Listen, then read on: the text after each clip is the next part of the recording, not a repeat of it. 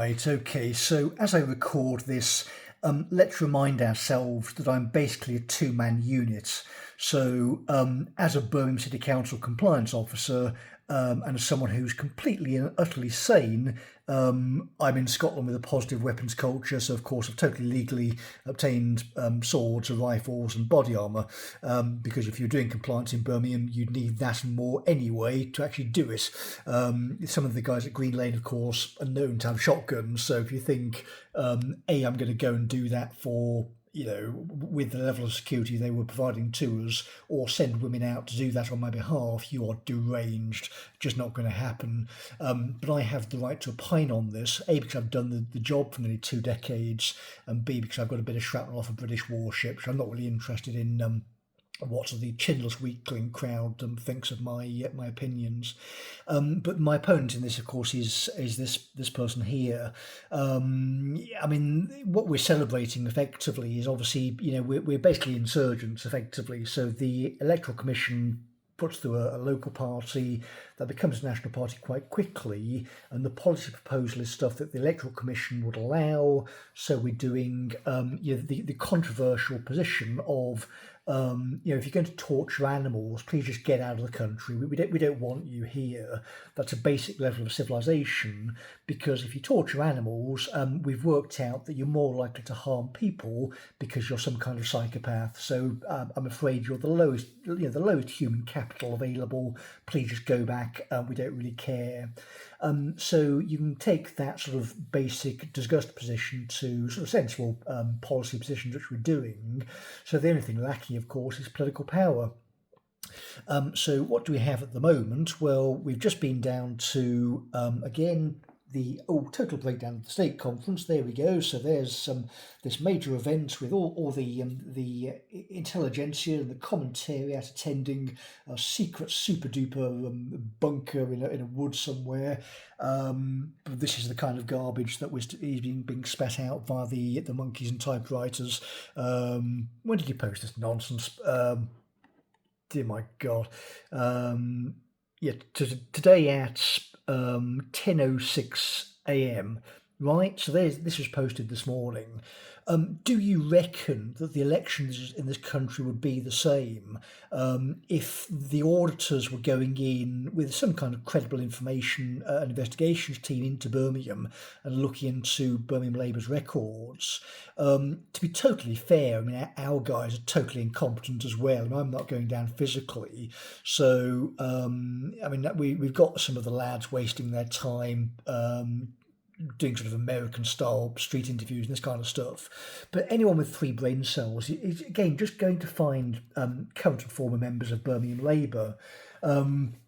Because we worked out that Birmingham is Sovietized, it is like a children's computer game. So you can actually kill these people by describing the political strategy and pointing at them with your finger. So in the court service, we were doing this for several years. You'd catch this person, they sort of blink out of existence, and you'd go, oh, got one. So it's not like I have the severed heads of HR women on my walls, or directors or assistant directors, but of course in reality we do, because we caught them and they fled the city. We're just in a position where staggering out of our homes dazed and confused after a global incident, we're now trying to clear up the wreckage in the court service. It's very obvious for anyone who thinks about the problem for about 30 seconds, you need to reboot the departments. But the people in there, frankly, are too dumb and corrupt. And of course, because we were so successful at getting out with data security, it was fairly obvious to me that we were avoiding West Midlands police. I'm the sort of person they'd be looking for, but because we managed to slip them, because they're pretty dumb, we managed to get safely out here. They weren't willing to risk the winter, and because we've managed to now get dug in, they just can't do anything. So we've set this up like this is a gift for anyone with a brain. We're sitting here again with a full fibre connection, so you can get information quickly out to anywhere on Earth. But if you imagine the Birmingham is just sort of like the Stephen King novel, the one I never read or was never really interested in, about the people living in the dome and can't get out. And that's Birmingham in sort of an information sense, which is why Debs is claiming that I'm too scary to appear via video link.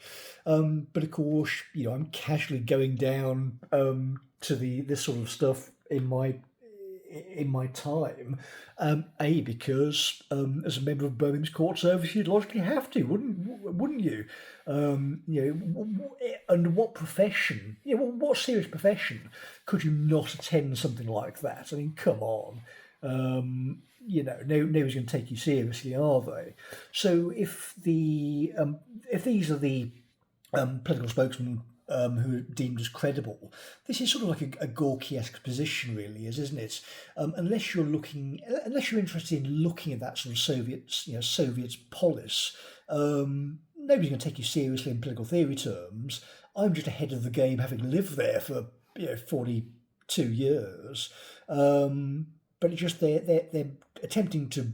They're literally attempting to block communication via the resources of the British state, via their servers, realising they can't, and of course realise they haven't got control of the strategy. Again, I die in the next 30 seconds, or there's enough stuff in the database for it not to matter. As soon as forensic investigators go in with detectives and look at their what's in Birmingham's databases, a whole lot of people go to jail for a start, and then you've got. You can claim it as a casus belli, can't you? Andrew Mitchell, an MP, clearly has authority to investigate the local authority which he claims to represent. If an MP is being locked out of buildings, that kind of thing, or not being given information, that tells you everything about it, doesn't it? It's totally separate from central government and has been in many respects for. It's going to be 13, 14 years after welfare reform, certainly the coalition government, because of the Labour patronage network flowing through the city. So the money couldn't be interrupted. I think that was probably part of the resistance in 2013, thinking about it. They wanted the money to fund all these various schemes rather than the housing stock. So the people were being used as tax cattle, effectively, in rundown housing, unsuitable housing conditions. Glad our side of the family was suing them to make them modernise, but no, people were just being used as part of this money funneling scheme by John Cotton and Birmingham Labour. But as the place goes, I mean, it's the same as America. I mean, your middle class goes. Well, the rich people have gone, of course. But your middle class is going, and all you've got is the dependents, with John Cotton yelling for further debased currency while we borrow to try and keep this farce running. But the benefit is, I mean, if you're actually serious, you actually all around the serious, serious policy people and people in the armed forces. The problem is just will. So because we have nobody in political power who's interested in security and defence at all. It's in this chaotic state where Burnham is just clearly detached from reality, because he's in this curated Sovietized world as well, can't work out what's happening. So this is the effective breakdown of the state and the citizen. But guys like Goodwin behaving like this, he's just deranged. So I mean, it's why politics may not work as well. So obviously with Operation Scatter and the 2020 mass influx of people, my vote is just by simple logic heavily diluted, along with the currency devaluation. So political power is very difficult, and people like this who have just a. I mean, their party is quite clearly falling apart and is irredeemable. On our side, we logically can't fall apart because that is called surrender and death. If you're the death penalty referendum party, and given the policy set, you can improve it, and you can get the sort of Pete North types in to yell about more sensible policy positions, which you may want to do for 20 quid. But this kind of stuff isn't serious at all. So anyway, Matt Goodwin, in terms of political analysis, can go and analyse this. But of course, what he'll try if he tries, he's just going to be locked out. Your attempts to report on what is sort of happening here will be thwarted by either Muslims or people in the patronage networks who will fight to the death effectively for their money, and of course their lives in a world where words like traitor are back in the lexicon, as the British start to realise actually we're not passive victims. We don't have to be held down. We've got a sovereign parliament. If foreign nationals are walking into it and disrespecting us when they shouldn't be there, you can suggest in a social sense that they please leave and respect the country in this obviously difficult time in our history. Please exit rather than trying to subvert us. And we work at securing our political and legal system so this never happens again. But again, the British are still numerically superior. We're not safe. But if you can retreat people to things that are safe, so Wales, of course, is generally sort of a neutral zone between countries. We all agree to leave the Welsh alone, let them live peacefully. So if you're a refugee and haven't got much money, maybe you can go there. But if you want to actually get involved with taking it back, then Scotland, of course, because of the terrain and weather, is very defensible. If you're prepared, most of your opponents aren't going to be. It's very scary for them as well because of the again, the terrain, the military history, the sounds that come out of the fog, hostile people. This is very hostile. It gives you a hostile feeling if you're not friendly, and you can tell in many cases when you test that in the fog. So the British, in terms of claiming the place tactically, it's not going to be difficult. But the conversation with the powers again over the weekend was, well, again, it's a political problem. So I mean, stuff like this is just not acceptable. And if you're engaging in political writing at this point, you have to do it by the minute, or you have to have your ear to the ground more than this. Put it that way. Nobody's celebrating this kind of stuff, but we're saying, well, in a general election, you've got to make sure that the public have as much information as possible. And when people, supposedly on our side of the argument, are going along with attempts at an information blackout, you may as well be a sort of a Soviet apparatchik yourself.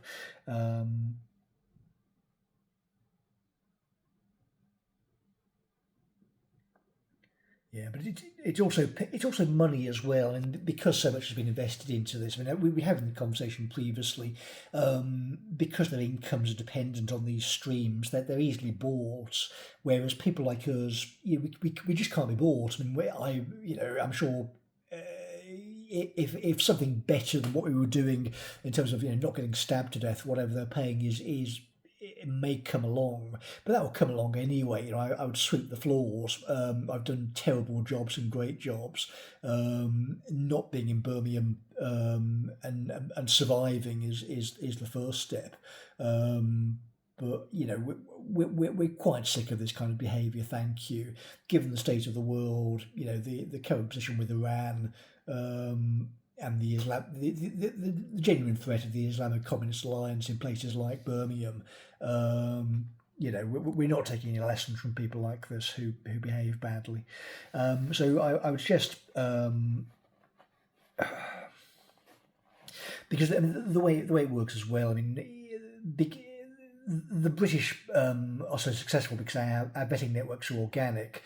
So younger people, of course, being born into this chaos may not remember, but there was a time where we sort of trusted each other because your word was quite important, and telling minor lies was pretty devastating, often to your reputation, and your reputation was quite important.